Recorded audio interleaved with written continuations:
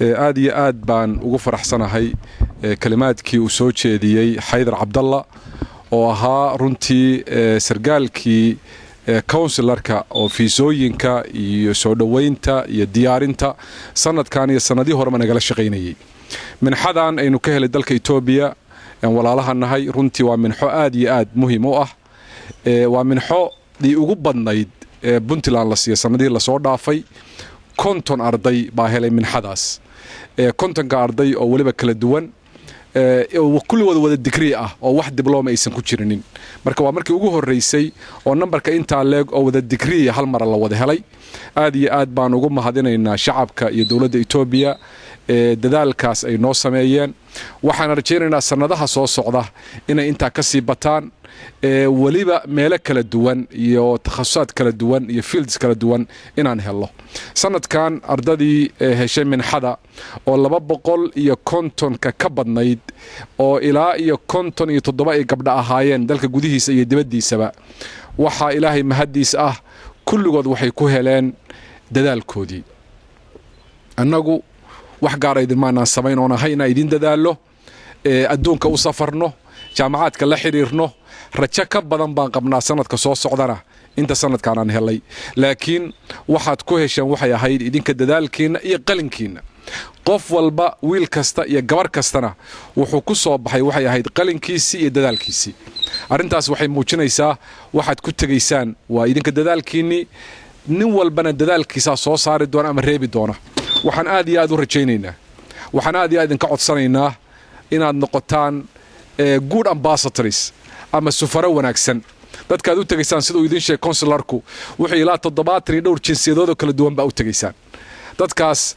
waxa la rabaa inaad noqotaan dad mithali kara Soomaaliya iyo Puntland dhaqanka dadaalka ardadii dibadda aan ugu tagay ama aan ugu tagay Suudaan ama Yemen ama Ethiopia ama ma garanaysa Uganda ama meel badan oo aan tagay kulligood waxa la isla waafaqay ardada Soomaalidu inay yihiin ardada ugu dadaalka badan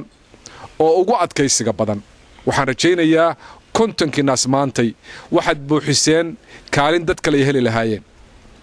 haddaad marka ka tagtaan kontonkii naas waxaad dayacdeen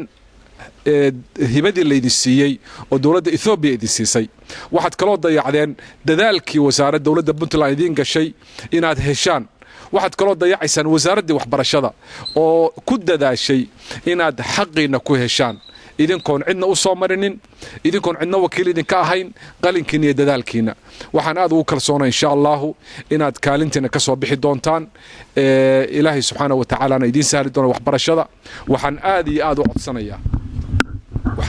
u codsanayaa waxaad maanta samaysaan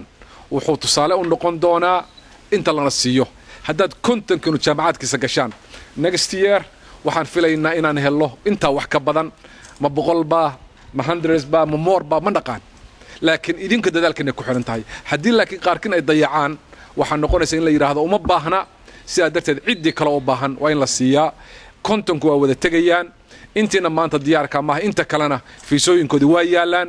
inta sii tagtay oo Itoobiya already sii tagtay ayagana markii xagga tagaan waa loo dirayaa wasaaradda arrimaha dibadda la xiriiri karaan shiradoodii iyo kaarkoodina waa loo soo saarayaa sidaa darteed kontonkaasi kulli waa wada tagayaan aad iyo aad baad ugu mahadsantihiin guul baan idin rajaynayaa insha Allah waxaad tihiin daliico wanaagsan ama hordhac fiican waa inaad dadaashaan waa inaad ka faa'iideystaan fursadan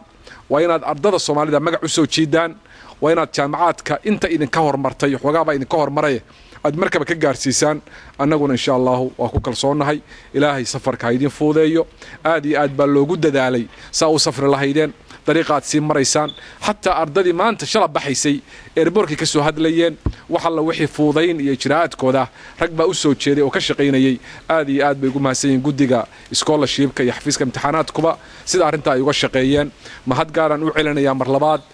qonsulka guud iyo qonsulka safaaradda Ethiopia oo runtii iyaguna nugula dadaalay sidii fiisooyinkaas aysan u dibdhici lahayn oo waqtigooda loo heli lahaa aad iyo aad baad u mahadsantihiin khayr iyo guul baan idin rajaynayaa wassalaamu calaykum waraxmatullaahi wabarakaatuh